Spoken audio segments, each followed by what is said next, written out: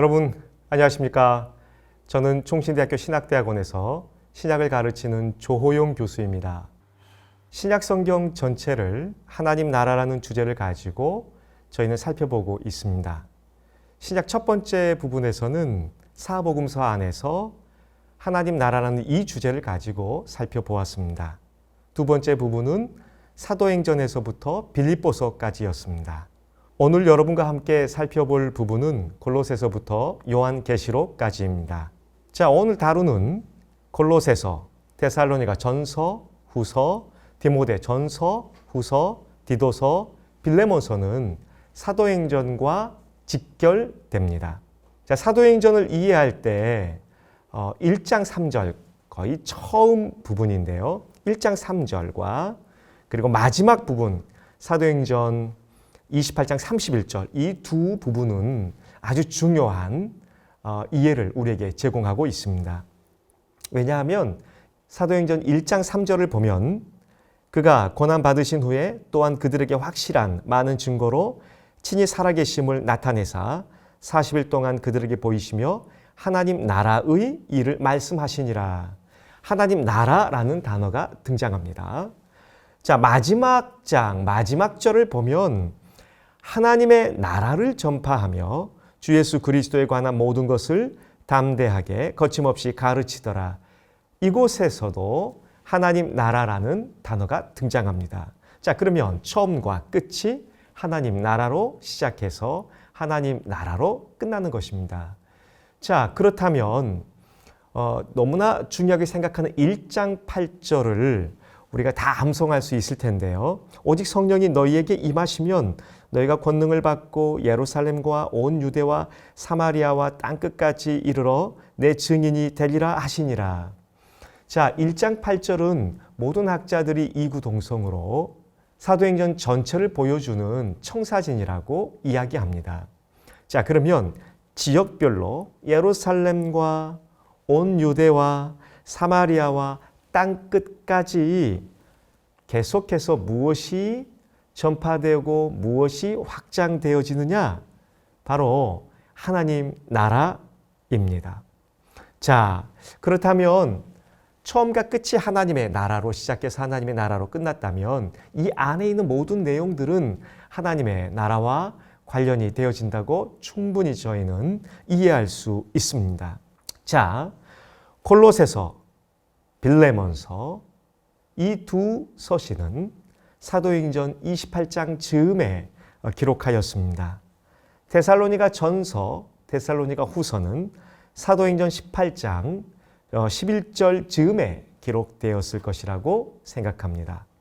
자, 목회 서신이라고 불리는 디모데 전서, 디모데 후서, 디도서는 바울의 편지인지 아닌지 학자들의 이견이 있지만 바울의 편지라고 저희가 확신하면서 바울이 사도행전 28장 가택 연금 중에서 풀려나서 지금의 스페인, 성경에서는 서바나라고 번역이 되어지는데요.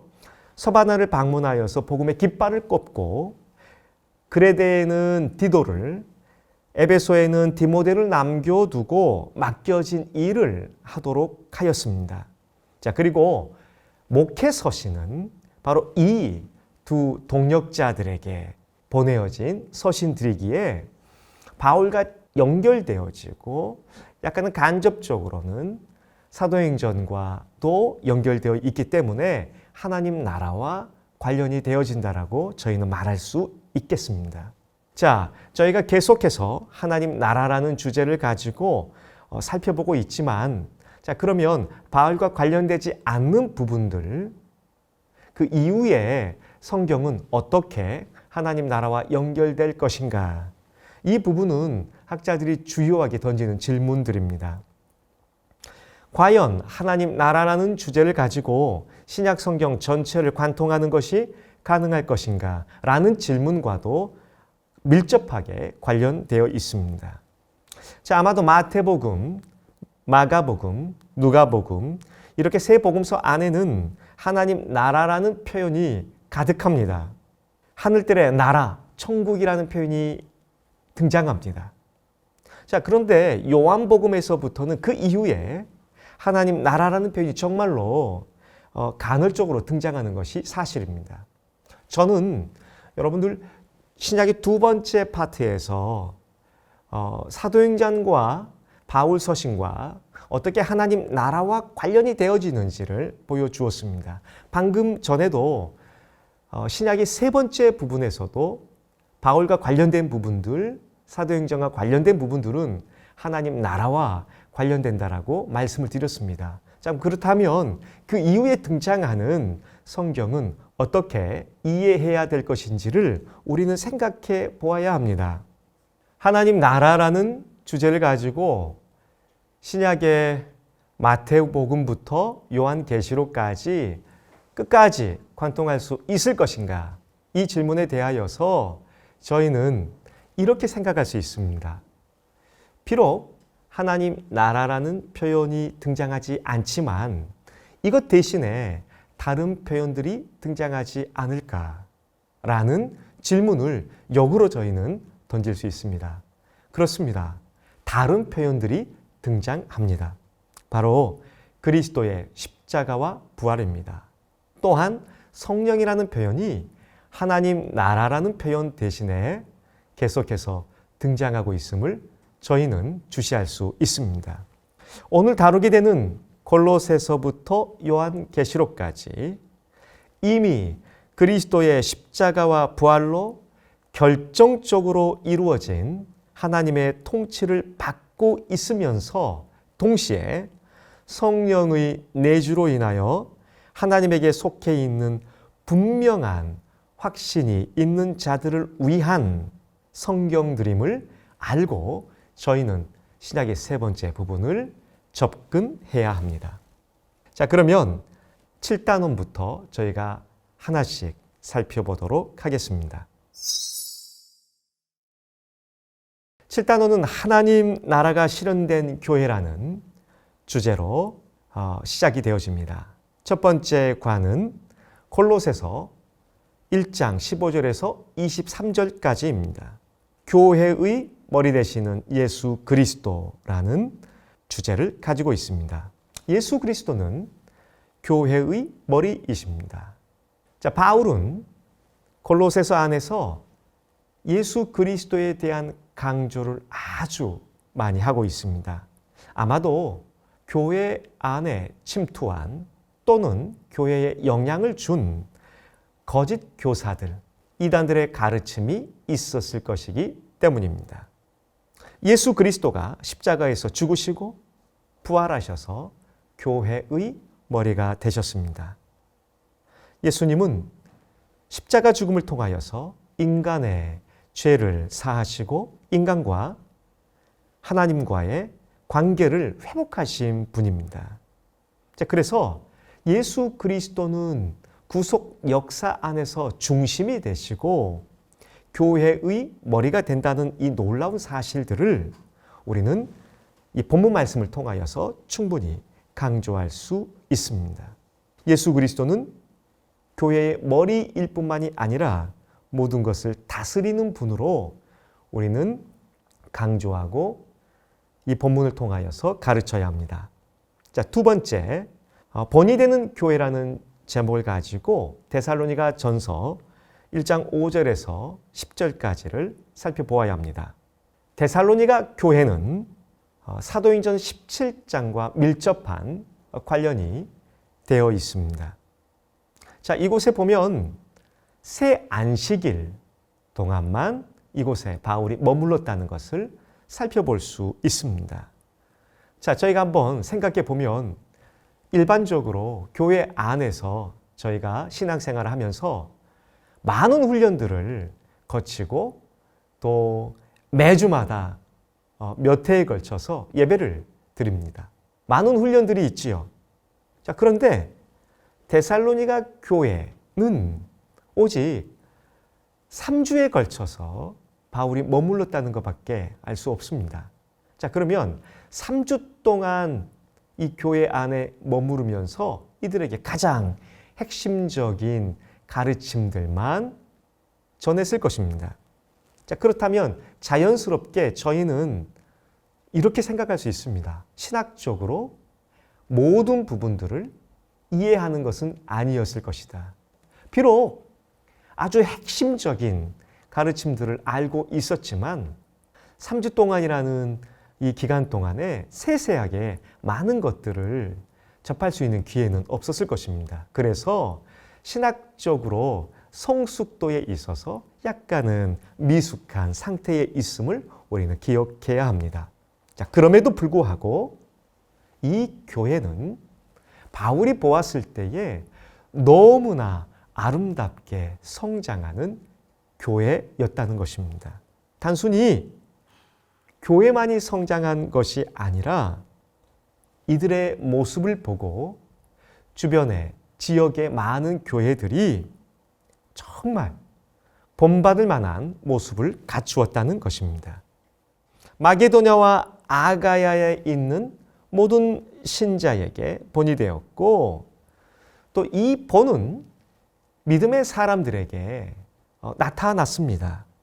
자, 이 모습만 가지고, 이 성경의 모습만 가지고 저희는 충분히 적용할 수 있습니다. 과연 우리의 모습이 누군가가 따를 만한 본을 보여주고 있는 것인가?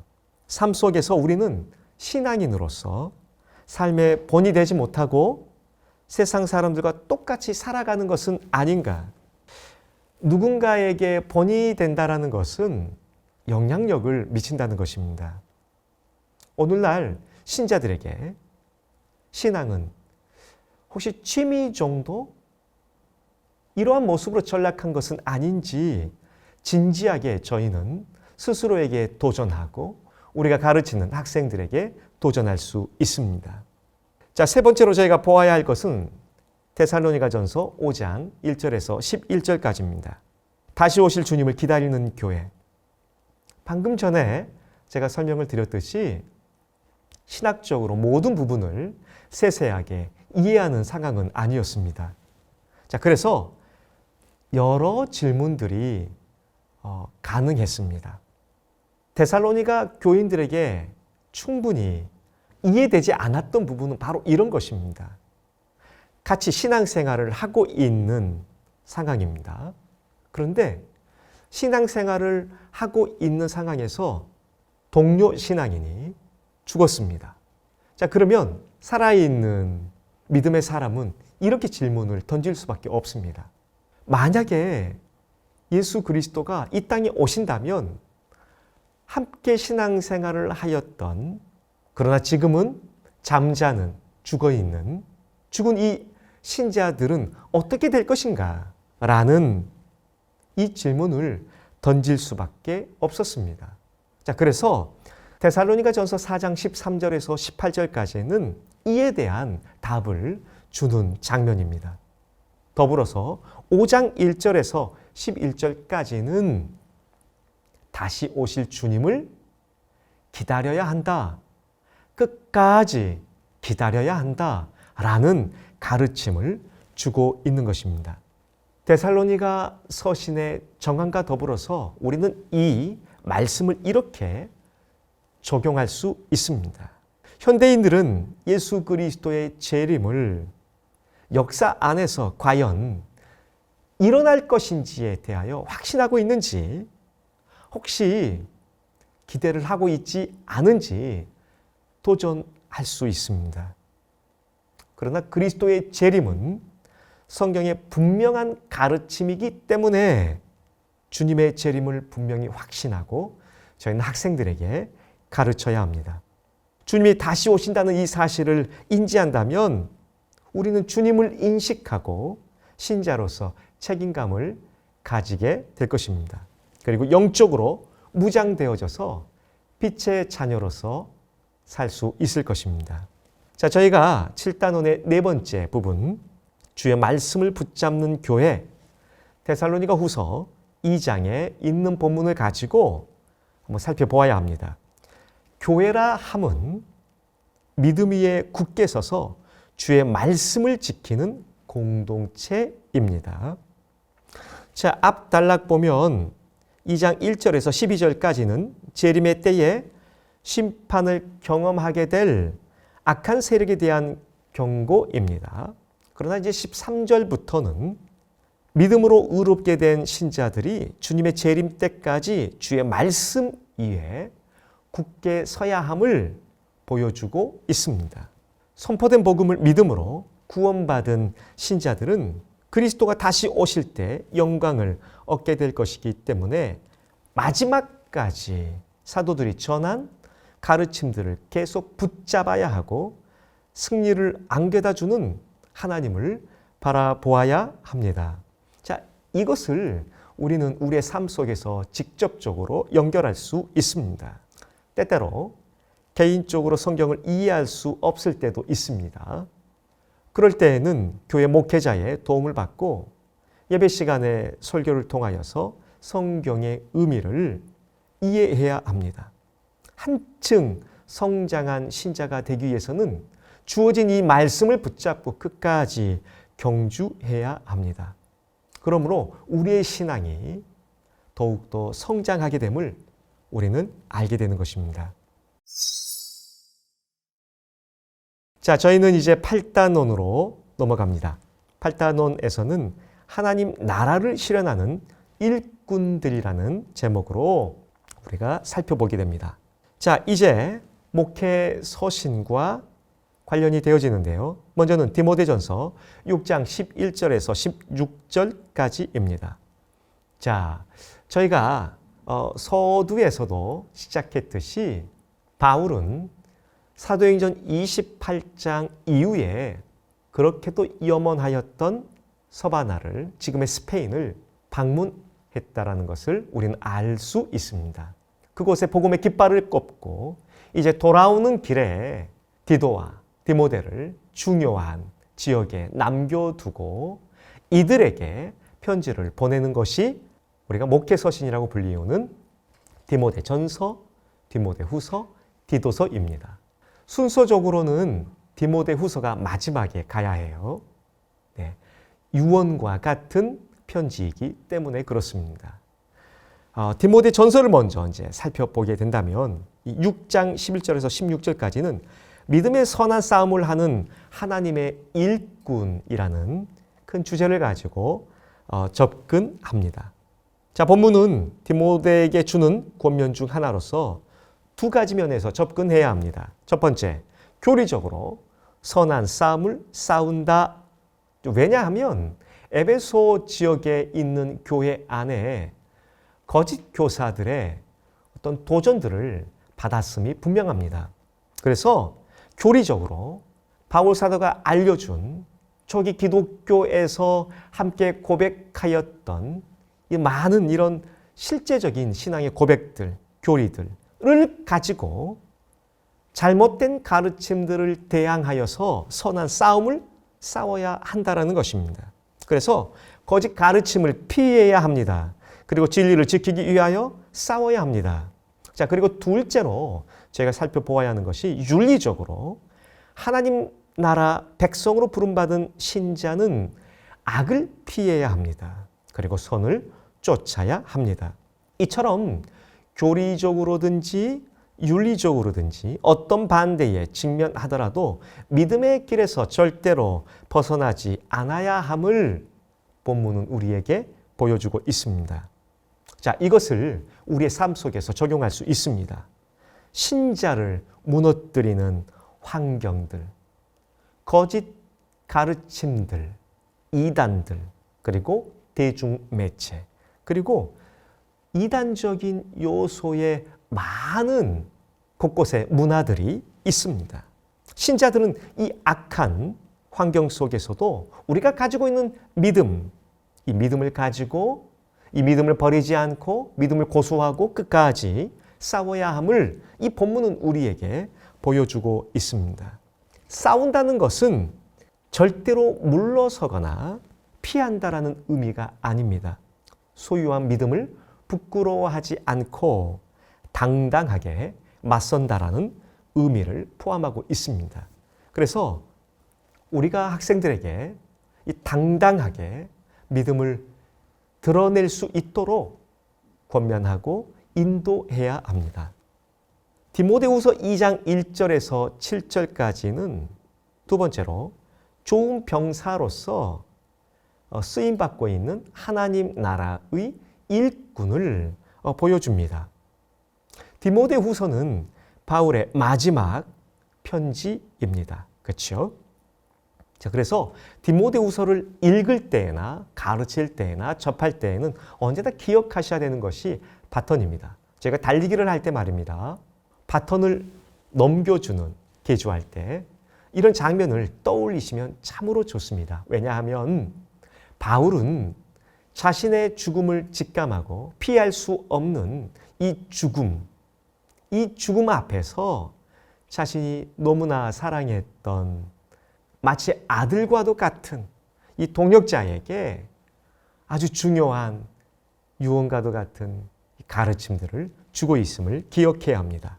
자, 디모데야, 너는 좋은 병사로 쓰임받는 하나님의 일꾼이 되었으면 좋겠다라는 마음을 가지고 이 본문을 읽어야 합니다. 하나님 나라 백성은 예수님의 좋은 병사입니다. 자, 그래서 병사로서 주님께서 주신 이 사명을 끝까지 순종하고 나아가야 함을 가르쳐 줍니다. 자, 이를 위하여서 군인, 그리고 경계하는 자, 그리고 농부라는 큰 이미지를 가지고 하나님 나라의 일꾼을 드러내고 있습니다. 아주 중요한 이미지들입니다. 군인은 세상의 삶에 얽매이지 않는다는 것입니다. 경계하는 자는 주의 말씀을 기준으로 주어진 환경 속에서 끝까지 멈추지 않고 달려간다는 것입니다. 농부는요, 열매를 얻을 때까지 인내하고 부지런해야 함을 보여주고 있습니다. 이것을 우리의 삶 속에서 그대로 적용할 수 있습니다.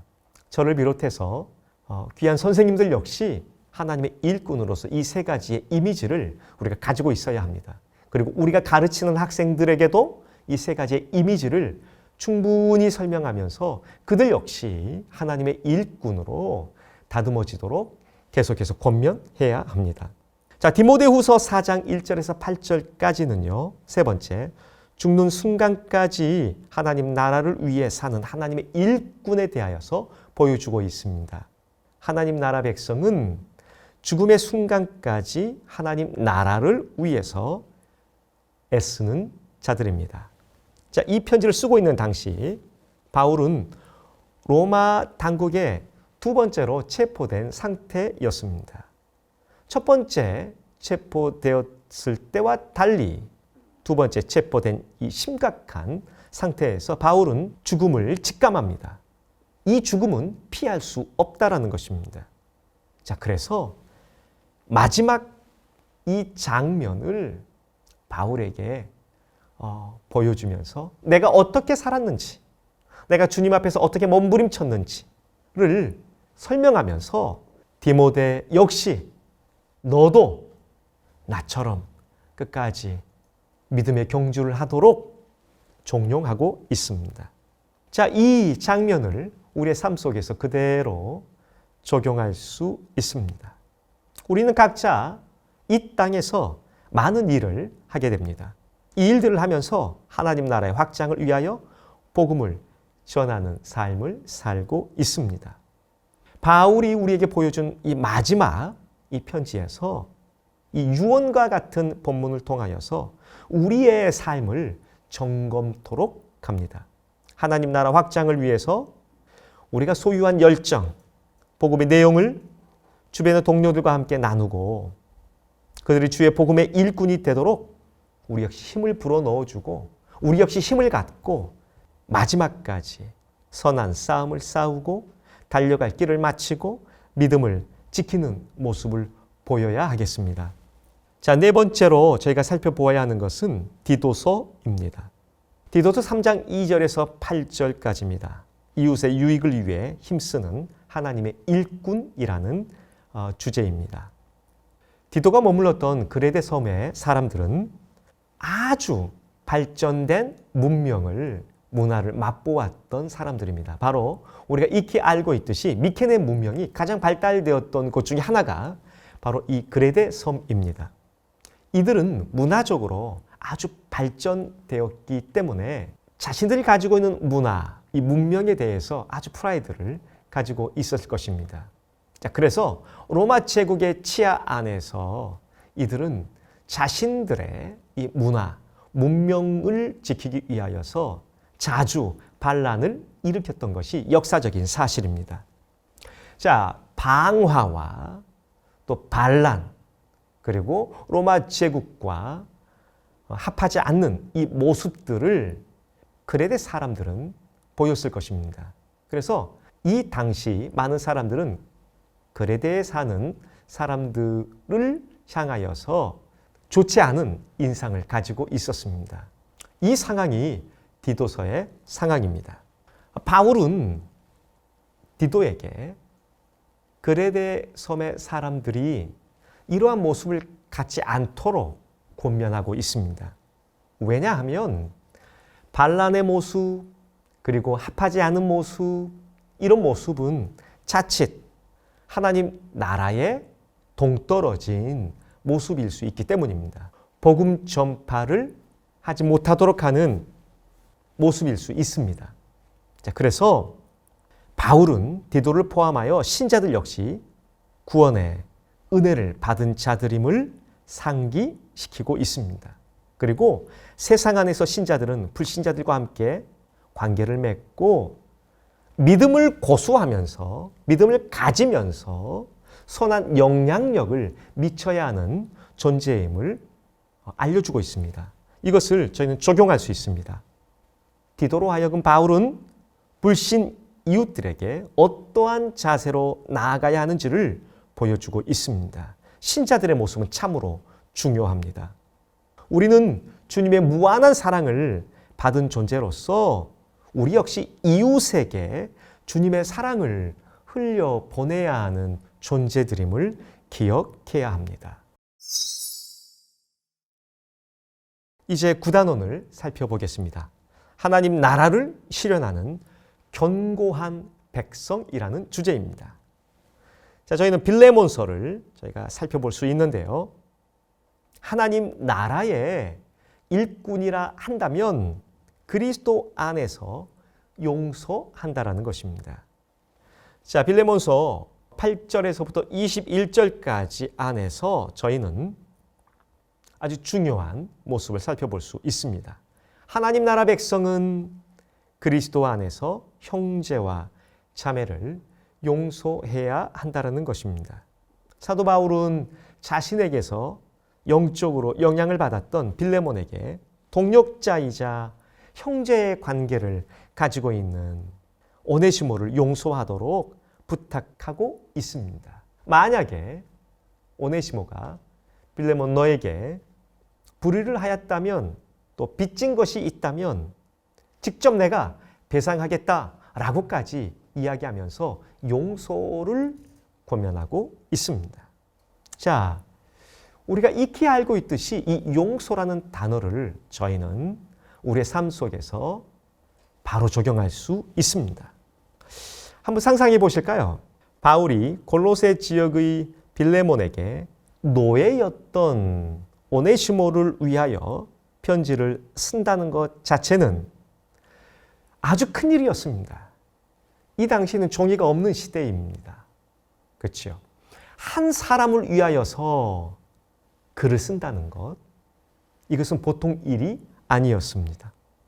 그러나 바울에게 있어서는 기꺼이 편지를 쓸 수밖에 없었습니다. 왜? 용서 때문에 그렇습니다. 기독교 공동체 안에서 한 형제, 자매라는 의식이 있었습니다. 그렇죠? 자, 그래서 형제들 안에서, 자매들 안에서, 형제, 자매 안에서 분명한 반드시 보여져야 하는 용서를 가르치고 있는 것입니다. 혹시 우리 안에서 이 용서라는 이 놀라운 이 사랑을 흘려보내고 있는지 우리 스스로에게 도전해야 합니다. 그리고 나밖에 모르는, 자기밖에 모르는 우리 세대의 학생들에게 용서에 대하여서 실질적으로 가르쳐야 합니다. 자, 저희가 살펴보아야 할 두 번째는 히브리서 11장 1절에서 6절까지입니다. 견고한 믿음 지키기. 자, 저희가 너무나 잘 알고 있습니다. 히브리서 11장은 믿음의 장이라는 것을요. 하나님 나라 백성은 견고한 믿음을 지켜야 합니다. 자, 본문은 4절 이후에 등장하는 성도들이 가졌던 믿음이 무엇인지를 아주 깊이 있게 알려줍니다. 믿음은 하나님께서 주신 약속에 대한 전적인 신뢰입니다. 비록 성도들이 직접 눈으로 보지 않았지만 말씀하신 하나님을 신뢰하고 소망하는 것입니다. 신앙의 선조들은 믿음 때문에 하나님으로부터 인정을 받았습니다. 하나님의 인정을 받을 수 있는 것은 의롭다라고 여김을 받을 수 있는 것은 오직 믿음임을 우리는 기억해야 합니다. 자, 이 믿음이라는 것 말입니다. 이 주요한 요소 말입니다. 어떠한 상황에서도 우리는 주님을 신뢰하고 있는지 직접적으로 우리의 삶에 적용하면서 질문할 수 있습니다. 믿음은 주님을 전적으로 신뢰하기 때문에 끝까지 주님의 약속을 믿고 나아가는 것입니다. 어떤 상황에서도 우리는 주님을 신뢰하고 나아가야 한다는 것을 우리는 이 본문 말씀을 통하여서 알게 됩니다. 자, 저희가 살펴보아야 되는 것은 야고보서 2장 본문입니다. 행함으로 믿음을 나타내는 것입니다. 자, 히브리서, 방금 보았던 히브리서와 야고보서, 자, 믿음 그리고 야고보서는 행함이 아주 강조되어집니다. 믿음과 행함 말입니다. 이것은 동전의 양면과도 같습니다. 행함을 강조한다고 해서 믿음이 사라진다라거나 그렇지 않습니다. 자, 믿음만 강조한다고 해서 행하지 않아도 된다라고 생각할 수 없습니다. 믿는다면 반드시 행함이 자연스럽게 나타나야 합니다. 이 행함과 믿음은 그런 의미에서 기차, 레일의 두 바퀴와도 같습니다. 바퀴 하나가 없으면 전진할 수 없습니다. 그렇죠? 자, 이런 믿음과 행함의 관계를 기억해야 됩니다. 자, 야고보서에서는 초기 기독교 안에 나타났던 잘못된 모습들을 보여줍니다. 특별히 그러한 상황 속에서 야고보는 믿음은 반드시 행함을 수반해야 함을 강조하고 있습니다. 행함이 없는 믿음의 허구성을 야고보는 지적하면서 믿음을 기초로 행함을 반드시 드러내야 함을 야고보는 강조하고 있습니다. 믿음의 진정성은요, 단순히 지적인 동의뿐만이 아니라 행함을 동반하는 실천적인 순종에까지 나아가야 합니다. 자, 이 모습을 바로 저희는 적용할 수 있습니다. 신자로서 우리는 우리에게 베풀어진 주님의 사랑에 대하여서 많은 말을 쏟아냅니다. 사랑한다라고 이렇게 고백을 많이 합니다. 그리고 믿음의 이야기들을 참으로 많이 합니다. 그러나 정작 주변에 많은 사람들에게, 내 옆에 있는 사람들에게 이 믿음과 반드시 수반되어져야 하는 행함을 흘려보내지 않습니다. 그런 의미에서 우리 스스로에게, 또한 우리가 가르치는 학생들에게 이 행함에 대하여서 강조하고 또 강조할 필요가 있는 것입니다. 행함으로 우리의 믿음을 꼭 나타내야 한다는 것을 말입니다. 자, 야고보서 3장 1절에서 12절까지는 행함과 관련하여서 하나님 나라 백성답게 어떻게 말할 것인지에 대하여서 직접적으로 알려주고 있습니다. 이게 네 번째 과가 되겠습니다. 하나님 나라 백성은요, 말을 할 때 조심해야 한다라는 것입니다. 이건 일반적으로 우리의 삶 속에서 나타나야 하지만 초기 기독교 안에서도 정말로 이러한 좋지 않은 모습들이 나타났던 것 같습니다. 초기 기독교 안에서, 교회 안에서 문제 중 하나가 바로 말 때문에 일어났던 것을 우리는 보게 됩니다. 한 공동체를 파괴할 수 있는 것, 바로 혀 때문입니다. 사람들과의 관계를 무너뜨릴 수 있는 것, 바로 말 때문입니다.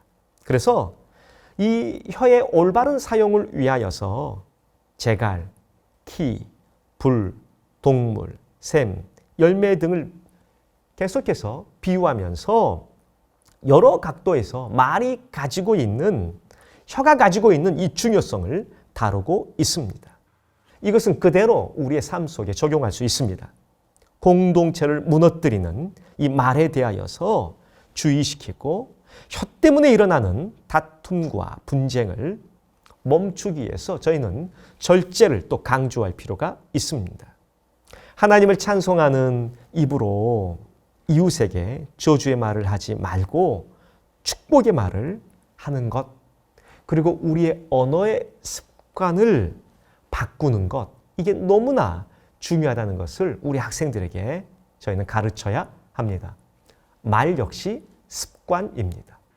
습관이 계속해서 쌓이게 되면 우리의 인격이 되어지고 우리의 삶이 되어진다는 것을 우리는 알려주고 가르쳐야 합니다. 자, 저희가 이제 10단원으로 넘어가겠습니다. 하나님 나라의 완성을 소망하는 것, 이게 10단원의 주제가 됩니다. 자, 첫 번째 괄호는 베드로전서 1장 3절에서 9절까지입니다. 하나님 나라 백성의 온전한 산 소망이라는 제목입니다. 하나님 나라 백성은 산 소망을, 살아있는 소망을 가지고 살아갑니다. 하나님 나라 백성은 신자들이고 살아있는 소망을 갖고 있습니다. 그리고 이 소망을 이룰 때까지 하나님의 능력으로 보호함을 받습니다. 자, 그렇기 때문에 신자들은 고난 중에서도 기뻐할 수 있습니다. 예수 그리스도를 사랑하고 믿고 있는 신자들에게 때때로 시험은 주어질 수 있습니다. 믿지 않는 자들과 믿는 자들 모두에게 어려움은 있을 수 있습니다. 우리는 가끔씩 오해할 때가 있습니다. 내가 신실한 믿음을 가진 사람인데 나에게 어려움은 오지 않을 거야 라는 생각을 가질 때가 있습니다. 이건 오해입니다. 우리 역시 여전히 시험들이, 유혹들이 찾아오게 됩니다. 자, 예수님의 사람이라고 할지라도 주어지는 이 시험은 어쩔 수 없습니다. 그런데 우리는요, 믿는 자로서 믿지 않는 자들과 다른 시각을 가지고 있습니다. 믿지 않는 자들에게 주어지는 시험, 어려움, 유혹은 팔자련이라는 생각을 가질 것입니다. 그러나 우리는 우리에게 주어져 있는 시험을 바라볼 때에 믿음을 단련시키는 수단임을 꼭 기억해야 합니다. 신자들은 참 소망을 가지고 있기 때문에 어려운 상황에서도 신자들을 보호하실 하나님을 신뢰할 수밖에 없습니다. 꼭 기억해야 되는 것이 있습니다. 이 땅이 전부가 아님을 우리는 알아야 합니다. 잠시 왔다가 본향을 향하여서 가야 하는 나그네임을 기억해야 돼요. 그래서 베드로서 신의 가장 중요한 주제 중에 하나가 나그네 의식입니다. 나그네인 우리는 하나님의 살아계심을 인식하고 그분만을 바라보고 나아가야 합니다. 베드로전서 2장 4절에서 10절까지가 이제 두 번째 하나님 나라 백성의 온전한 정체성입니다. 저희가 신자가 되었습니다. 하나님의 말씀을 받고 성장하면서 저희가 나아갑니다.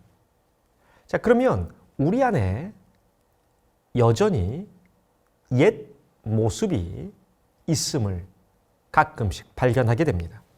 우리는 하나님의 백성으로서 인식하고 우리 안에 여전히 존재하는 옛 모습을 버리면서 나아가야 합니다. 거룩한 삶을 향하여서 우리가 전진하고 열망하고 나아가야 합니다. 여러분, 가끔씩 저희가 무너질 수 있습니다. 넘어질 수 있습니다. 방금 전에 제가 말씀드렸듯이 믿는 자와 믿지 않는 자의 차이가 무엇일까요? 거의 차이가 나타나지 않습니다. 똑같이 시험을 받고 똑같이 유혹 가운데 있어요. 똑같이 어려움이 우리에게 와요. 다른 것은 시각이, 관점이 다르다고 했습니다. 또 하나 다른 건 뭘까요? 똑같이 넘어질 수 있어요. 그런데요, 믿지 않는 자들은 넘어져서 멈춰버려요. 근데 믿는 자들은요, 넘어지고 불평까지 할 수 있어요. 그러나 다시 훌훌 털고 일어날 수 있습니다. 왜요? 하나님 나라 백성이기 때문에 그렇습니다. 자, 우리가 가르치는 학생들에게 이러한 사실들을 알려주어야 해요. 왜냐하면 하나님 백성으로 살다 보면 많은 실수와 실패가 있을 수 있기 때문에 그렇습니다. 이들에게 다시 일어나도록 이야기해 주어야 해요. 계속해서 권면하면서 이들을 택하신 족속, 왕 같은 제사장, 거룩한 나라, 그의 소유가 된 백성임을 잊지 않도록 해야 합니다. 자, 세 번째는요, 베드로후서 1장 4절에서 11절까지입니다. 하나님 나라 백성의 온전한 성품입니다. 자, 하나님 나라 백성은 성화의 삶을 누리게 되어 있습니다. 자, 그래서 자연스럽게 우리의 삶이 바뀌어집니다. 우리는 하나님 나라 백성으로서 하나님을 닮아가요. 하나님 성품에 부합되는 모습으로 바뀌어져요.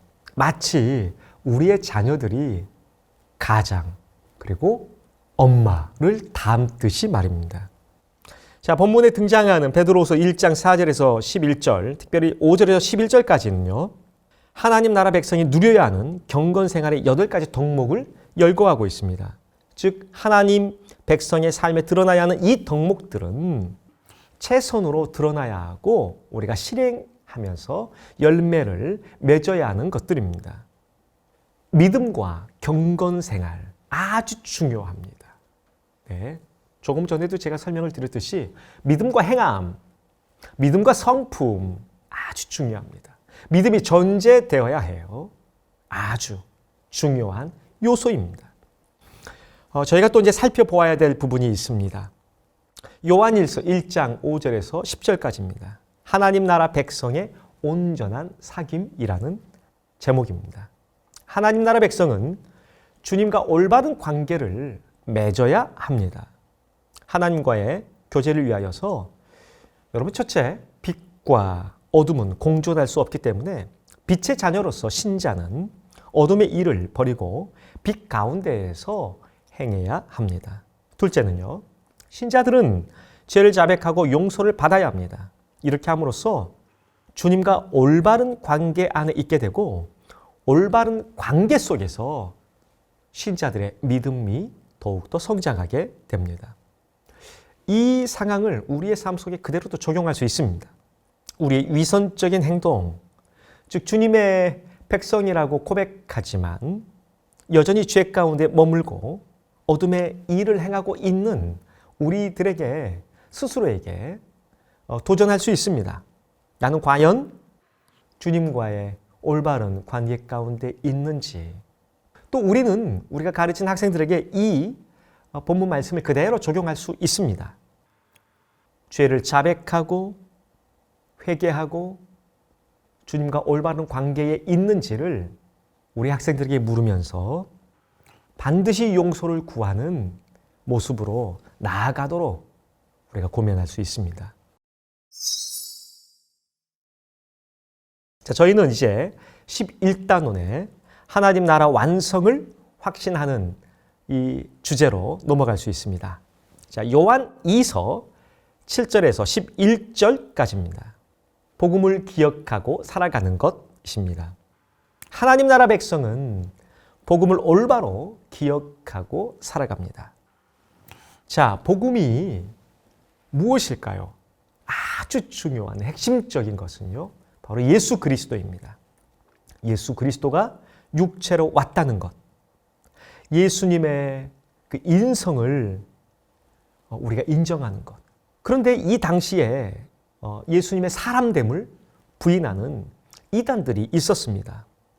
아마도 이들은 예수님이 신이라는 사실만을 강조하고 가르쳤던 것 같아요. 근데 우리가 알고 있듯이 예수님은 100% 하나님이세요. 예수님은 100% 인간이세요. 이 두 개는 반드시 필수적입니다. 왜냐하면 인간의 죄를 대신하기 위해서는 똑같은 인간이어야 해요. 또 죄를 없게 하기 위해서는 완전 무결하신 하나님이셔야만 해요. 그렇기 때문에 100% 하나님이고 사람이라는 것을 우리는 믿고 있습니다. 실제로 이것들을 부인하는 이단들이 역사 속에 많이 등장했었습니다. 본문 안에서도 예수님의 사람됨을 부인하는 이단들이 있었습니다. 이 상황을 우리는 실제적으로 우리의 삶 속에서 적용할 수 있습니다. 우리가 학생들을 가르칠 때 말이에요. 예수님은 하나님이자 사람임을 꼭 가르쳐야 합니다. 이게 온전한 복음이에요. 온전한 복음이 무엇인지 우리 스스로도 점검하면서 학생들을 가르쳐야 합니다. 좀 더 나아가서 그리스도의 교훈 안에 있지 않은 또 성도를 유혹하는 많은 이단들이 있음을 또 주지시켜 주어야 합니다. 온전한 복음에 대하여서 고민하도록 우리 스스로에게 도전하고 우리 학생들에게도 도전해야 합니다. 자, 저희가 두 번째 요한 3서 5절에서 8절까지를 살펴볼 수 있습니다. 진리를 위해 함께 일하는 자를 사랑으로 영접하기입니다. 하나님 나라 백성은 복음을 전하는 자들을 사랑으로 받아들이는 것입니다. 요한은 가이오가 진리 안에서 사랑을 행한다는 것을 듣습니다. 가이오의 이 선행은 아마도 이 나그네라고 표현이 될 수 있는데요. 이 당시에 순회 교사들을 영접하고 잘 대접하는 것이었습니다.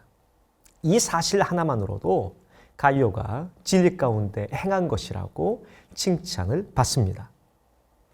이 당시 순회 교사들은 잘못을 많이 행하기도 했었답니다. 그럼에도 불구하고 그런 오해들의 눈으로 보지 않고 나그네들을 주의 마음으로 영접하고 섬겼다라는 것을 우리는 가이오의 모습을 통하여서 보게 됩니다.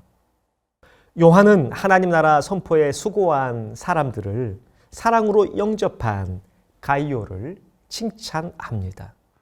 그리고 이 선행을 지속하도록 격려합니다. 이렇게 함으로써 하나님의 통치가 모든 지역에 임한다는 것을 요한은 우리에게 보여주고 있습니다. 자, 이것을 우리의 삶 속에 그대로 적용할 수 있습니다. 우리는 교회를 섬기는 사역자들에게 감사해야 한다라는 것을 우리가 큰 포인트로 찾을 수 있습니다. 그래서 우리를 가르쳐주는, 학생들을 가르쳐주는 선생님들 여러분들, 그리고 선생님 여러분들을 또 인도하는 교역자들, 이 모든 분들에게 진정으로 감사함을 표시할 수 있어야 합니다. 세 번째로 살펴볼 것은 유다서 17절에서 23절까지입니다. 진리 안에서 성장하기. 하나님 나라 백성은 믿음 위에서 자신을 세우고 성장해야 해요. 자, 초기 기독교 안에서 이단들은 정말 많았습니다. 엄밀하게 유다서 전체 역시 교회에 악한 영향을 끼쳤던 거짓 교사들을 염두에 둔 내용들을 우리가 살펴볼 수 있습니다. 본문에서 유다는 신자들이 거짓 교사들의 미혹에도 복음의 진리 가운데에서 영적인 성숙을 이루도록 계속 권면하고 있습니다. 여러분들, 우리 주변에 악한 영향을 주는 환경 요인들이 많습니다.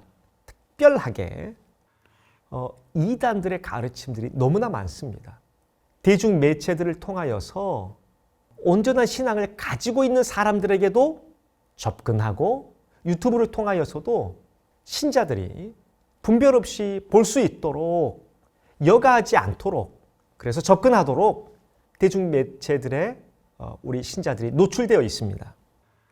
이것들에 대하여서, 이러한 상황들에 대하여서 저희가 주지시켜야 합니다. 그리고 우리 학생들에게 우리 주변에 악한 영향을 주는 환경 요인들을 깨우쳐줘야 합니다. 복음의 진리에 확신을 두고 영적인 성숙을 이루도록 하기 위해서는 먼저 환경적인 요인들을 저희가 기억하여서 우리가 가르치는 학생들에게 유념하도록 안내해야 합니다. 자, 이제 12단원입니다.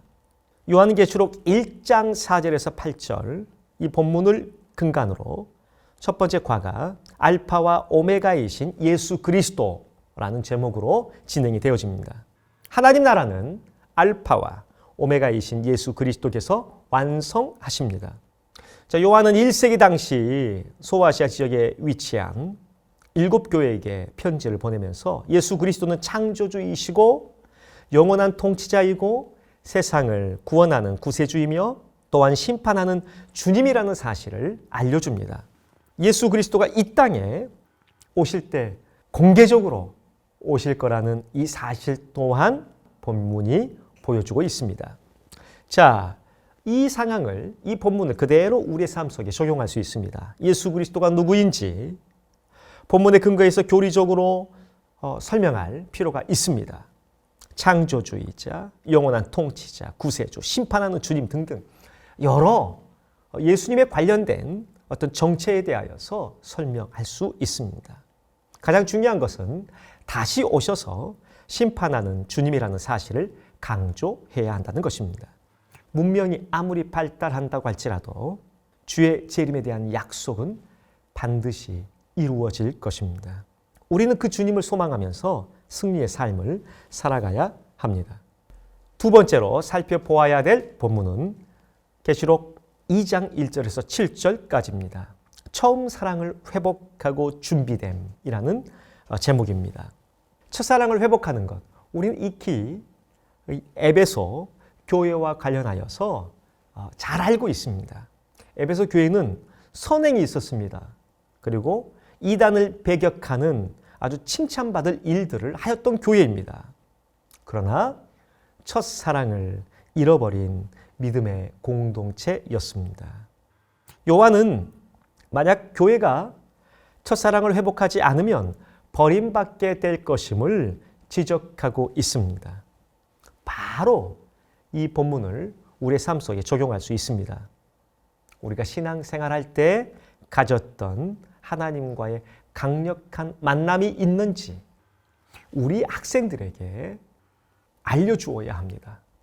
너가 처음 예수를 믿었을 때 가졌던 그 따뜻한, 강렬한, 뜨거운 마음이 여전히 있는지 깨우쳐주고, 만약에 그렇지 않다면 주의 말씀 안에서 다시 한번 회복할 수 있도록 권면해야 합니다. 자, 저희가 세 번째로 바라보아야 되는 부분은 계시록 22장 1절에서 5절 그리고 20절에 해당하는 완성된 최종적인 하나님의 나라입니다. 엄밀하게 이 계시록 22장이 마지막 화가 되는 것입니다. 저희가 마태복음부터 계속해서 하나님 나라라는 주제를 가지고 진행해 왔는데 완성된 최종적인 하나님 나라라는 이 본문으로 마감을 하는 것입니다. 그런 의미에서 너무나 중요한 과가 되겠죠. 하나님 나라가 완성되면 하나님의 영광 가운데서 영생을 누리는 삶을 살게 된다는 것을 우리는 가르쳐야 합니다. 하나님 나라, 즉 하나님의 통치가 완성되는 그날에 더 이상 저주가 없으며 어떠한 악이 존재하지 않을 것이고 마치 창조 때에 잃어버린 에덴 동산을 회복하는 것처럼 하나님의 영광 가운데서 영생을 누리는 삶을 살게 될 것입니다. 이 말씀을 그대로 적용할 수 있습니다.